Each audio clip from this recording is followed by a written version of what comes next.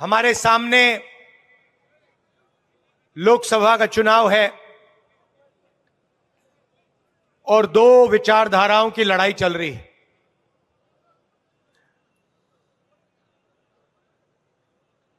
सवाल यह है कि हिंदुस्तान का लोकतंत्र और संविधान बचेगा या नहीं बचेगा। बीजेपी के, आरएसएस के लोग चाहते हैं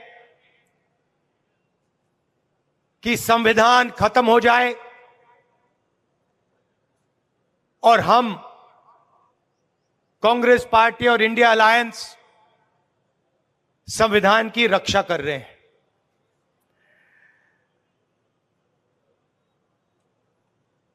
जो भी हमें आजादी के बाद मिला, चाहे शिक्षा, स्वास्थ्य, डेवलपमेंट, पानी, जो भी हिंदुस्तान की गरीब जनता को मिला है, उसका कारण, उसकी नींव संविधान है, कॉन्स्टिट्यूशन है। और आज पहली बार बीजेपी के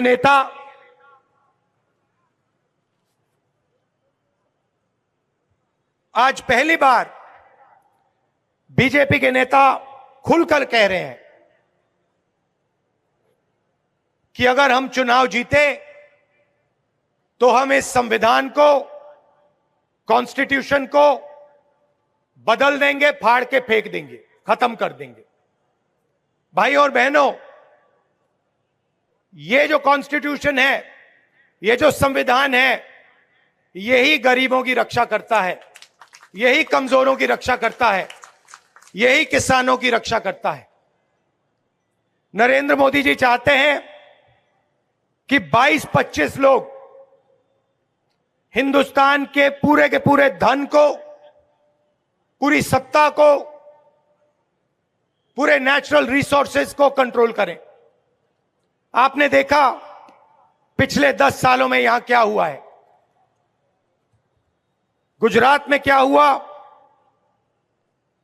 और पूरे हिंदुस्तान में क्या हुआ। आज हालत यह है, मैं आपको बताता हूं, 2 उदाहरण आपको देता हूं। आज हालत यह है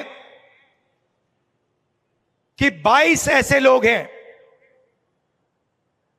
जिनके पास उतना ही धन है जितना 70 करोड़ हिंदुस्तानियों के पास है। 22 लोग ऐसे हैं जिनका अगर आप धन जोड़ दें तो 70 करोड़ हिंदुस्तानियों जितना धन है उनके पास।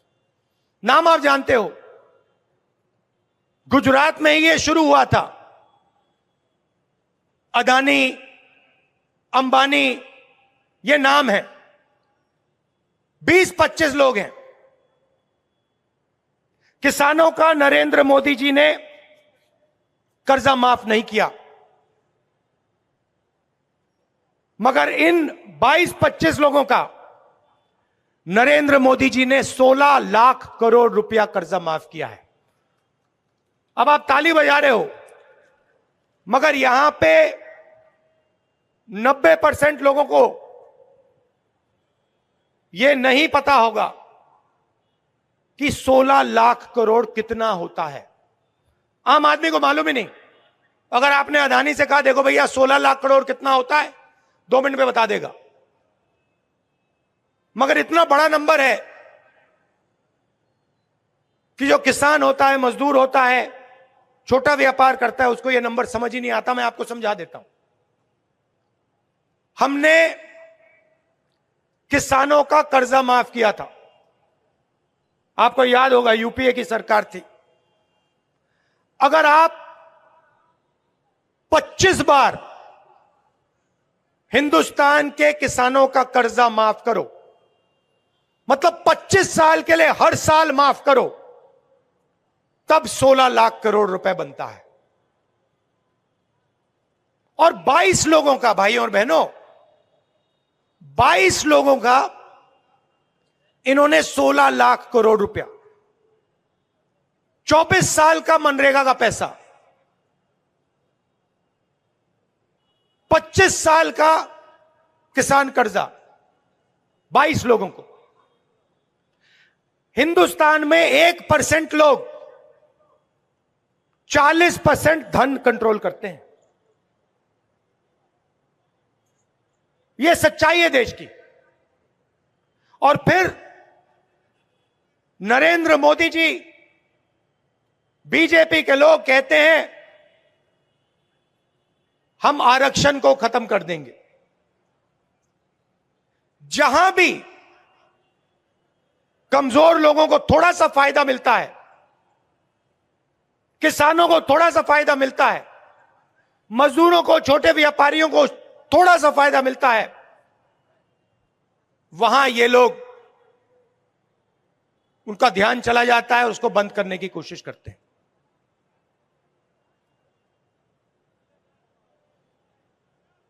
कभी कहते हैं, इनके लोग कहते हैं कि हम आरक्षण खत्म कर देंगे, और फिर बयान आते हैं नहीं, हम आरक्षण के खिलाफ नहीं हैं। इनके ही बयान आते हैं। ठीक है, आरक्षण का मतलब क्या है? सबसे पहले कि देश में गरीबों की, दलितों की, आदिवासियों की, पिछड़ों की भागीदारी होगी। यह है मतलब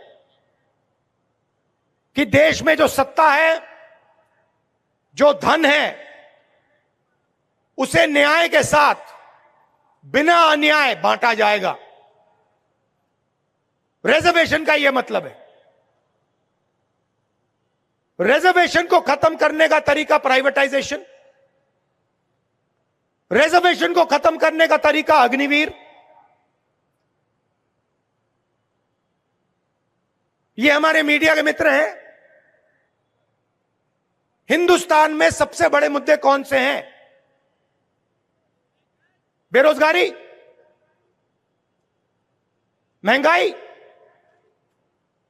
भागीदारी, यही है ना मुद्दे।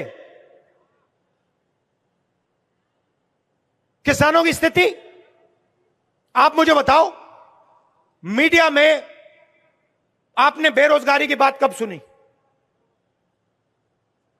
कभी टीवी पर आपने देखा? नहीं। महंगाई की बात आपने कभी टीवी पे देखी कि भैया बहुत महंगाई हो रही है? कभी देखी? भागीदारी की बात कभी देखी, सुनी है आपने? मैं आपको बताता हूं क्यों नहीं। मैंने लिस्ट निकाली, मीडिया के मालिकों की लिस्ट निकाली, बड़े बड़े एंकर्स की लिस्ट निकाली। उसमें आपको एक पिछड़ा नहीं मिलेगा, एक दलित नहीं मिलेगा, एक आदिवासी नहीं मिलेगा, एक गरीब जनरल कास्ट का व्यक्ति नहीं मिलेगा। मूड ये बनाते हैं, ये क्या दिखाते हैं? सबसे पहले 24 घंटा नरेंद्र मोदी का चेहरा,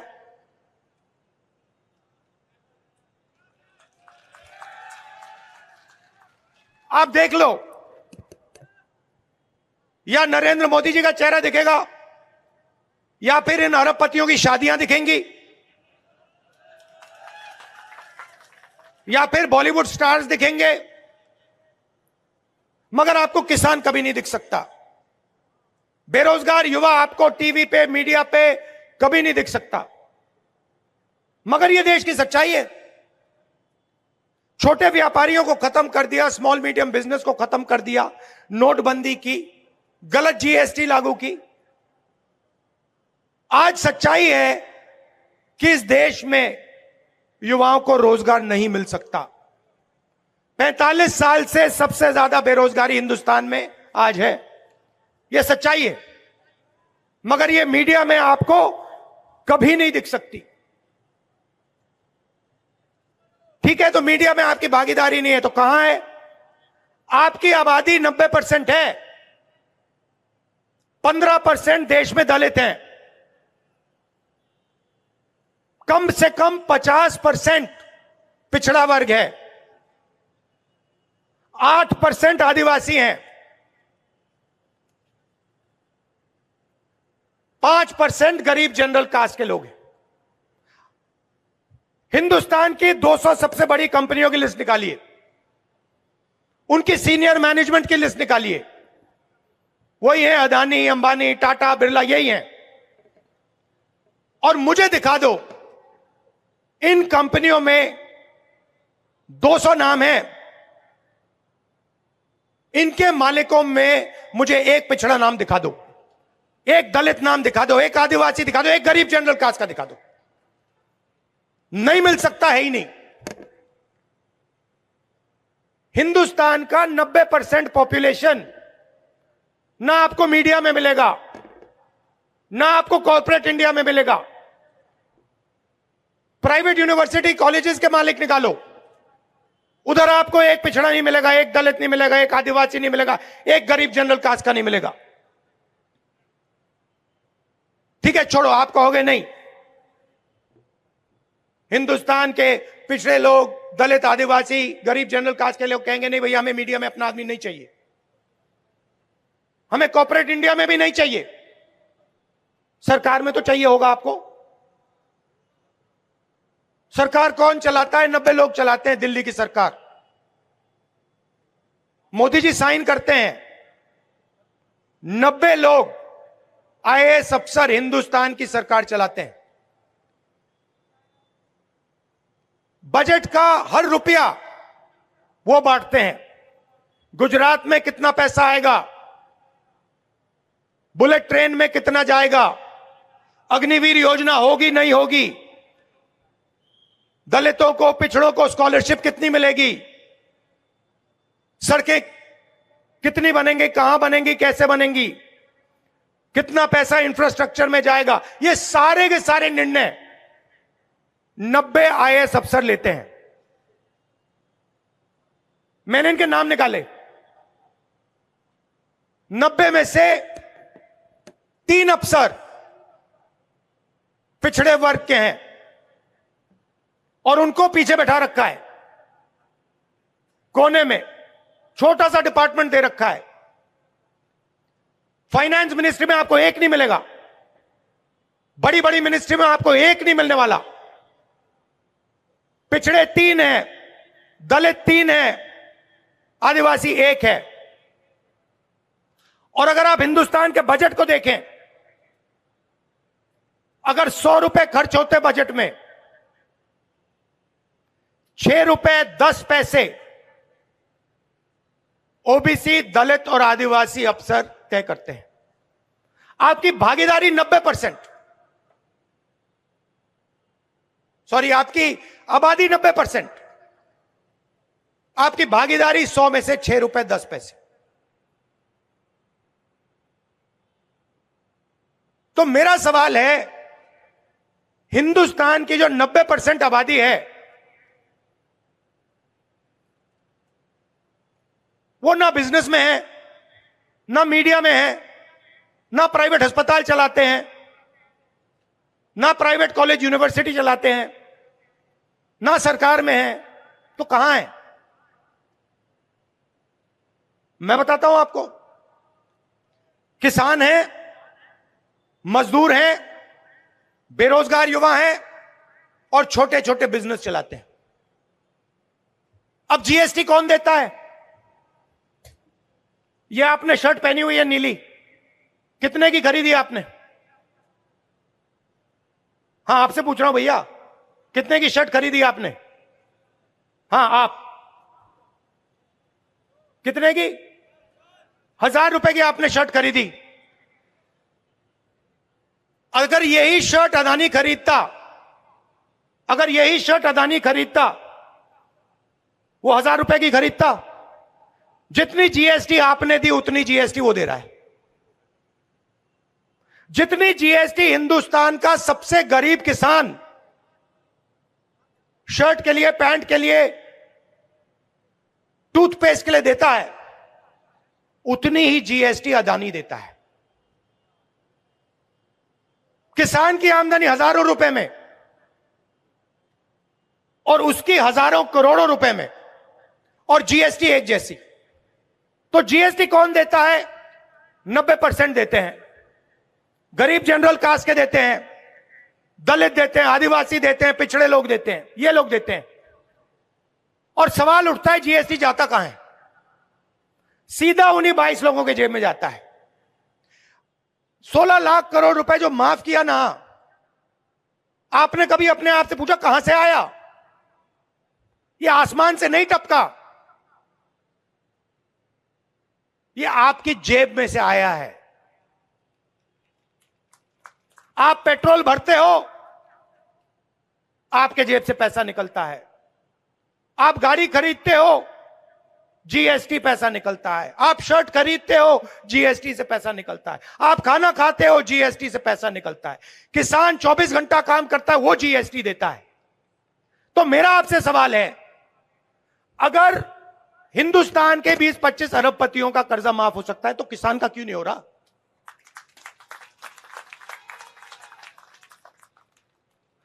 अगर अदानी जी को देश का पूरा इंफ्रास्ट्रक्चर पकड़ाया जा सकता है, जमीन दी जा सकती है, जल जंगल, airport, port, solar power, wind power, सारा का सारा उनको दिया जा सकता है, तो किसान को, मजदूर को, बेरोजगार युवा को क्यों नहीं दिया जा सकता? उसमें ऐसा क्या है जो हमारे किसानों में नहीं है? उसमें क्या है जो हमारे मजदूरों में नहीं है? एक ही चीज है भाई और बहनों, नरेंद्र मोदी जी से दोस्ती है। बस वही एक चीज है। और ऐसा है कि लॉटरी खुल गई है। जो भी दिल में आता है, एनडीटीवी अच्छा लगा, उठा के ले गए। ये देखो रिपोर्टर हंस रहा है, इनकी गलती नहीं है। मैंने इनको इसलिए बोला, मीडिया के हमारे मित्र हैं, मगर इनको बांध के रखा हुआ है। ये जो दिल में है बोल नहीं सकते, नहीं तो इनको निकाल दिया जाएगा, फिर मतलब सैलरी नहीं मिलेगी, प्रॉब्लम हो जाएगी। देखो सिर हिला रहे हैं ये लोग, कह रहे हैं हाँ जी सही बोल रहा है। और जहां भी देखो दो हिंदुस्तान बन रहे हैं। आपने राम मंदिर का इनॉग्रेशन देखा, धूमधाम से हुआ। उधर आपने एक गरीब किसान को देखा? आपको एक मजदूर दिखा? राष्ट्रपति आदिवासी हैं, पार्लियामेंट का उद्घाटन होता है, राम मंदिर का उद्घाटन होता है, वो हेड ऑफ स्टेट है, मतलब प्रोटोकॉल में सबसे ऊंची हैं, उनको जाने तक नहीं दिया। शर्म की बात है, अंदर जाने तक नहीं दिया राष्ट्रपति को। क्यों? क्योंकि वो आदिवासी हैं। तो पूरा ड्रामा चल रहा है, उधर बॉलीवुड के लोग नाच रहे हैं, नरेंद्र मोदी जी का 24 घंटा भाषण चल रहा है, और अदानी जी के पैसे बन रहे हैं। तो सवाल उठता है कि कांग्रेस पार्टी का रिस्पांस क्या है? आप कहोगे राहुल गांधी ने बात तो समझा दी, मगर अब क्या? तो सबसे पहले यह पता लगाना है कि इस देश में किसकी कितनी आबादी है, पिछड़े वर्ग के कितने हैं, दलित वर्ग के कितने हैं, आदिवासी कितने हैं, गरीब जनरल कास्ट के कितने लोग हैं, और फिर इनकी कितनी भागीदारी है। फाइनेंशियल और हिंदुस्तान की संस्थाओं का, इंस्टीट्यूशंस का सर्वे, मीडिया में कितने हैं, सरकार में कितने हैं, प्राइवेट कॉलेजेस यूनिवर्सिटीज में कितने हैं, कहां कहां है और इनकी कितनी भागीदारी है। मतलब जाति जनगणना और इकोनॉमिक सर्वे, यह पहला काम होगा। इसके बाद हिंदुस्तान की आबादी को पता लग जाएगा कि हम कितने हैं और हमारे हाथ कितना धन आ रहा है और कौन सी संस्थाओं में हमारे लोग हैं। ये जो मैंने आपको 50% बात बोली पिछड़ों की, ये अंदाजा है, ये एक्चुअली किसी को मालूम नहीं है, ये अंदाजा है। जाति जनगणना के बाद दूध का दूध पानी का पानी हो जाएगा, सबको पता लग जाएगा। पहला काम यह है। दूसरा काम, अगर नरेंद्र मोदी जी 16 लाख करोड़ रुपए माफ कर सकते हैं, सबसे अमीर लोगों को पैसा दे सकते हैं, धन दे सकते हैं, तो हम भी कर सकते हैं। हम वो अरबपति बनाते हैं, 22-25 अरबपति बनाए, हम करोड़ों लाखपति बनाने जा रहे हैं। मैं कह रहा हूं जितना पैसा उन्होंने अदानी जैसे लोगों को दिया है, उतना ही पैसा हम हिंदुस्तान के गरीब किसानों को, मजदूरों को, व्यापारियों को, छोटे व्यापारियों को हम देने जा रहे हैं। कैसे करेंगे मैं आपको बताने आया हूं। आप जानते हो कि 21वीं सदी में महिला और पुरुष दोनों काम करते हैं, मजदूरी करते हैं, जॉब करते हैं। सही बात? सही बात? यस। बाहर जो काम करते हैं 8 घंटा 10 घंटा, महिला और पुरुष दोनों करते हैं, उनके लिए उनको पैसा मिलता है, सैलरी मिलती है, कॉम्पनसेशन मिलता है। मगर सच्चाई है, और शायद ये पुरुषों को अच्छी ना लगे बात, सच्चाई ये है कि अगर आप 8 घंटा काम करते हो, 10 घंटा काम करते हो, तो हिंदुस्तान की महिलाएं 16 घंटे 18 घंटा काम करती हैं। और जो घर में काम करती हैं, खाना पकाती हैं, देश के भविष्य की देखभाल करती हैं, बच्चों की देखभाल करती हैं, उस 8-10 घंटे काम के लिए उनको 1 रुपया नहीं मिलता है और कभी नहीं मिला है। देखा, ये जो पुरुष हैं इन्होंने ताली इतनी जोरों से नहीं बजाई, इसको जोर से बजाइए, ये सच्चाई है, इसको छुपाया नहीं जा सकता है, ये हर घर जानता है। तो हम महालक्ष्मी योजना ला रहे हैं। अब ये महालक्ष्मी योजना क्या है मैं बता रहा हूं। हिंदुस्तान के सबसे गरीब परिवारों की लिस्ट बनेगी, करोड़ों नाम होंगे उसमें। उस लिस्ट में से हर परिवार में से एक महिला का नाम चुना जाएगा और उस महिला के बैंक अकाउंट में हिंदुस्तान की सरकार हर साल 1 लाख रुपए अंदर डाल देगी। हर महीने 1 तारीख को करोड़ों लोग जागेंगे, बैंक अकाउंट में 8,500 रुपए महीने के खटाखट खटाखट खटाखट खटाखट खटाखट आएंगे। ये किसान के परिवार होंगे, मजदूरों के परिवार होंगे, छोटे व्यापारियों के परिवार होंगे, बेरोजगार युवा होंगे। इन परिवारों में पैसा महिला के बैंक अकाउंट में जाएगा क्योंकि वो दुगना काम करती है। यह बात नहीं होगी कि आपको पैसा नहीं मिलेगा। मैं जानता हूं अंत में पैसा आपको भी मिलेगा, आप किसी ना किसी तरीके से निकाल लोगे, मगर उनके बैंक अकाउंट में पैसा जाएगा। तो यह है पहला तरीका करोड़ों लाखपति बनाने का। और ये जो पैसा है ये उस दिन तक बैंक अकाउंट में जाएगा जब तक वो परिवार गरीबी रेखा से नहीं निकलेगा। ये टेम्पररी 1 महीने का काम नहीं है, ये उस दिन तक चलेगा जिस दिन तक वो परिवार गरीबी रेखा से बाहर नहीं निकलेगा। पहला काम। दूसरा काम, अदानी जी के जो बेटे हैं, जॉब मार्केट में जाने से पहले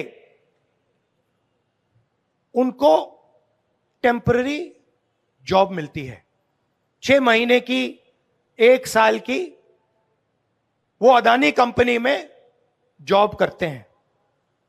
उनकी ट्रेनिंग होती है, बैंक अकाउंट में पैसा आता है, जॉब करना सीखते हैं और फिर उसके बाद में परमानेंट उनको जॉब दी जाती है, बिजनेस में उनको जगह दी जाती है। यह मौका हिंदुस्तान के बेरोजगार युवाओं को नहीं मिलता। किसान का बेटा, मजदूर का बेटा अप्रेंटिसशिप का सपना, पहली साल की नौकरी का सपना नहीं देख सकता है। तो हमारी दूसरी योजना, जिसको हमने नाम दिया है पहली नौकरी पक्की। जैसे मनरेगा में अधिकार देते थे, रोजगार का अधिकार, वैसे ही यह अधिकार हिंदुस्तान के हर ग्रेजुएट को, कॉलेज यूनिवर्सिटी ग्रेजुएट को और डिप्लोमा होल्डर को मिलेगा। कोई भी बेरोजगार युवा सरकार से 1 साल की अप्रेंटिसशिप मांग सकेगा और सरकार को गारंटी करके उसको 1 साल की नौकरी देनी ही पड़ेगी। नौकरी कहां होगी? प्राइवेट सेक्टर में होगी, पब्लिक सेक्टर में होगी, सरकारी अस्पतालों में होगी, सरकारी ऑफिसेज में होगी, सरकारी कॉलेजेस यूनिवर्सिटीज में होगी।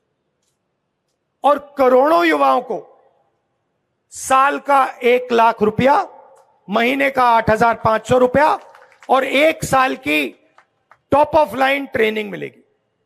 और उसके बाद हिंदुस्तान को एक ट्रेंड वर्कफोर्स इस योजना के माध्यम से मिलेगी। तो एक प्रकार से जॉब मार्केट में अंदर जाने का यह तरीका है। जो दीवार नरेंद्र मोदी जी ने बना रखी है, उस दीवार को तोड़ने का तरीका हमारा पहले नौकरी पक्की स्कीम है। अब किसान कहेंगे, देखिए राहुल जी, आपने महिलाओं का कर दिया काम, बेरोजगार युवाओं को, बच्चों की आपने देखभाल कर दी, हमारा क्या होगा? तो मैं आपको बताता हूं। सबसे पहले हिंदुस्तान के किसानों का कर्जा माफ होगा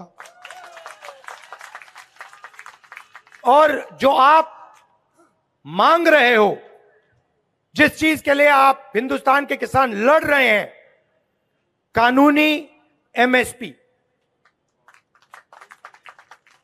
मिनिमम सपोर्ट प्राइस, हिंदुस्तान के किसानों के लिए हम लीगल गारंटी देके कर रहे हैं। मजदूर कहेंगे, भैया किसानों का काम कर दिया, हमारा क्या होगा? आजकल मनरेगा 250 रुपए मिलते हैं, मनरेगा में हम 400 रुपए मजदूरों को देंगे। आंगनवाड़ी और आशा बहनें जो हैं, उनकी आमदनी हम दुगनी करने जा रहे हैं। तो ये करेक्शन करने की जरूरत है।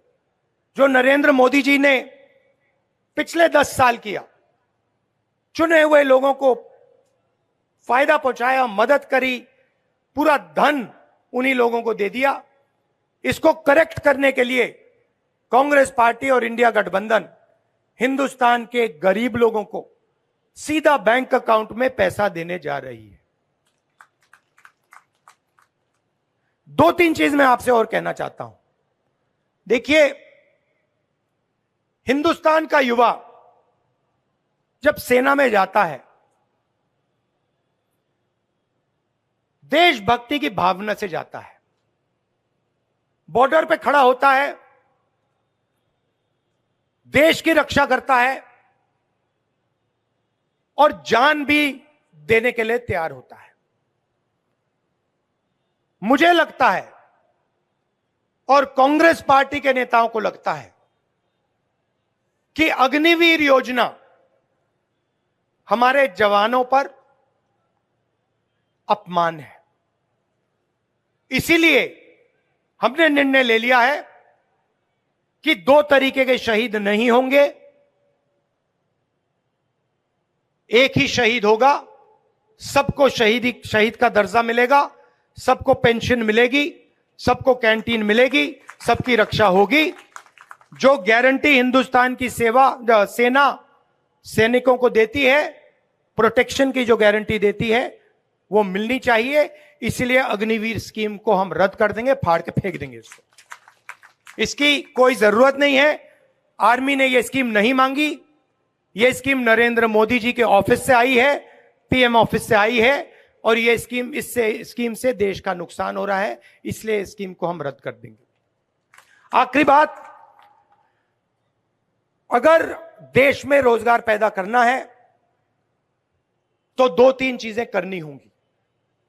सबसे पहले जो हमारे छोटे व्यापारी हैं, स्मॉल और मीडियम बिजनेस हैं, छोटी फैक्ट्रियां चलाते हैं, टेक्सटाइल का बिजनेस करते हैं, डायमंड हीरे का बिजनेस करते हैं, इनकी रक्षा करनी होगी और बैंक के दरवाजे इनके लिए खोलने होंगे। आजकल अदानी जी को बैंक लोन मिल जाता है, मगर जो छोटा बिजनेस चलाता है, एंटरप्रेन्योर होता है, उसको बैंक लोन नहीं मिल सकता। तो बैंक के दरवाजे हम इन लोगों के लिए खोल देंगे। और दूसरी बात, ये जो जीएसटी है, ये गलत जीएसटी है। 5 अलग अलग टैक्स, किसानों पर टैक्स, इतना ऊंचा टैक्स, इसकी कोई जरूरत नहीं है। जीएसटी को हम बदलेंगे। मैन्युफैक्चरिंग बेसिस पे जीएसटी बनेगी। एक जीएसटी होगी, कम से कम टैक्स होगा, सिंपल जीएसटी होगी, इसमें कोई भ्रष्टाचार नहीं होगा। नई जीएसटी हम लागू करके आपको दिलवा देंगे। यह मैं आपसे कहना चाह रहा था। दिल से मैं आपका धन्यवाद करता हूं। और एक आखिरी बात, यहां जो भावनगर के जो महाराजा थे, उन्होंने जो देश के लिए किया, अपना राज जो उन्होंने देश को समर्पित किया, उनकी हम याद करते हैं और उनकी धन्यवाद करते हैं और उनका सम्मान करते हैं। बहुत बहुत धन्यवाद। नमस्कार। जय हिंद।